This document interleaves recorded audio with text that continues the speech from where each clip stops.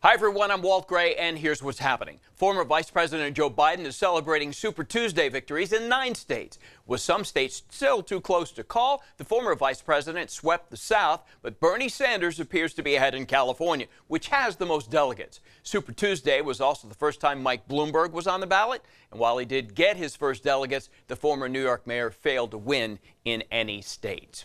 Lawyers for the suspected Golden State Killer say their client is willing to plead guilty if the death penalty is off the table. That's according to the L.A. Times in court documents filed this week. Joseph DeAngelo is accused of more than a dozen murders and 50 rapes across Northern California. The Sacramento Bee reports prosecutors are looking to add to that list. The Bee says new court filings show investigators want 5 fresh DNA samples from DeAngelo as they try to connect him to other rapes. He's due in court next week. Placer County confirming a second case of coronavirus. County officials are now declaring a local health emergency. Officials say the new patient was on a cruise from San Francisco to Mexico when they likely got exposed to the virus. That's the same ship where a different coronavirus patient from Sonoma County got exposed. The new Placer County patient is critically ill and in isolation at a hospital. All right, now for checking a weather forecast. Rob is in now, and we do have rain in your sights? Yeah, we've got rain in the forecast. I got to be honest with you, the thing coming in this weekend is barely happening here, but it's a pattern change. I think that's really the key.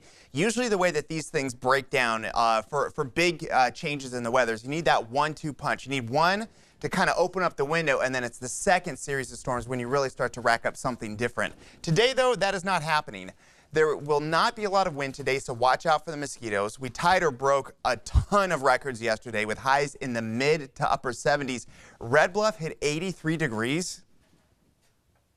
Yeah, that's a brand new record. And then take a look at this. We're finally going to calm down and see things return to normal. That was a bit dramatic, wasn't it? Anyway, what we're looking at here is finally there on Saturday, we're going to get a little bit of rain. I think the amount is going to be less than a tenth, but it's on a weekend, and it's the first rain in a while, so it's big news. Then going into Monday, Tuesday, I think mostly Southern California gets a taste of those. But again, it's the pattern change, which means that instead of a ridge blocking everything, it means we start to get storms here and there. We start to get little nibbles. We get some snow in the mountains. We get some rain in the valley, and then we get more storms.